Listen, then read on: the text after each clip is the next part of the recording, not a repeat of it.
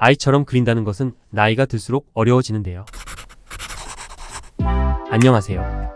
컬처 위의 우키입니다. 오늘은 조금 평범하지 않은 동물을 그려봅니다.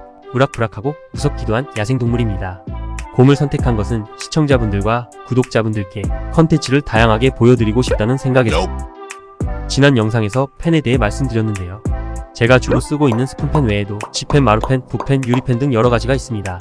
스푼펜이나 G펜 같은 펜 쪽은 유광과 무광 두 가지로 나누는데요. 저는 유광보다는 무광을 선호합니다.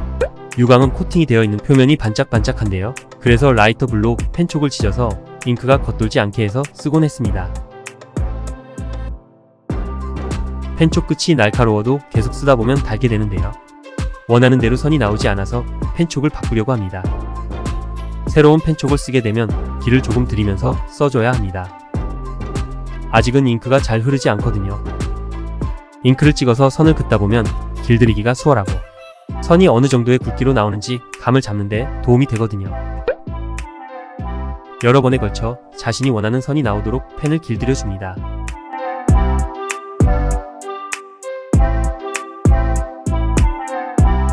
어떤 펜 쪽을 사용하느냐에 따라서 그림 그리기가 조금 수월해지거나 조금 더 어려울 수 있습니다.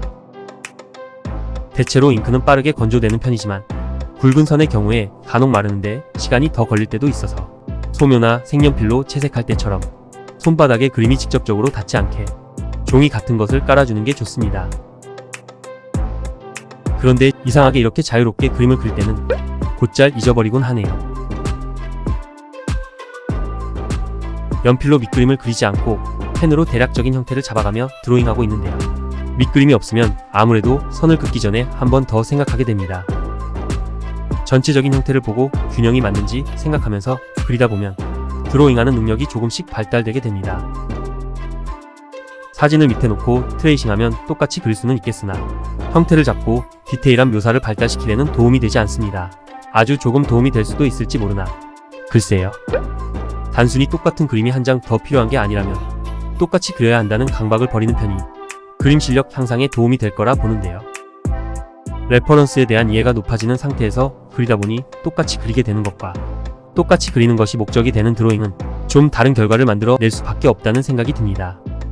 돈을 받기 위해 똑같이 그려야만 하는 게 아닌 이상 똑같이 그려야 된다는 강박을 가질 필요가 없습니다. 펜 드로잉은 끝났고요. 이제 색연필로 채색하면서 이야기를 이어가겠습니다. 그림을 그리는데 가장 중요한 건 마음이 아닐까 싶은데요. 마음 편안하게 그리다 보면 재미도 있고 자신도 모르게 실력도 늘게 되지요.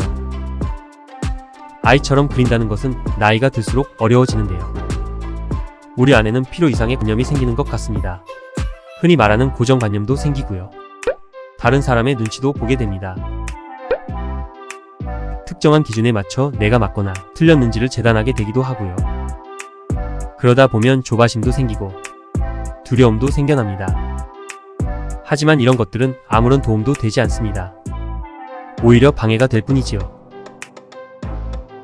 특히 예체능 분야는 어느 날 갑자기 잘하게 되는 경우는 보기 드뭅니다. 아주 특별한 경우를 제외하면 말이지요. 보이지 않는 곳에 한 노력들이 쌓이고 쌓여서 어느 날인가 폭발적인 성장을 하게 되니까요. 성장에는 노력이 필요합니다. 방향을 잘 잡은 노력이 필요하지요. 그래서 순간의 뜨거운 열정보다는 지속적인 열정이 특정 분야에서 실력자가 되려면 더 많이 요구되는 것 같습니다. 이런저런 얘기를 많이 했는데요.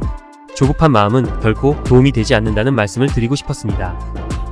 그리고 이렇게 영상을 보는 것만으로도 공부가 된다는 말씀도 드리고 싶군요.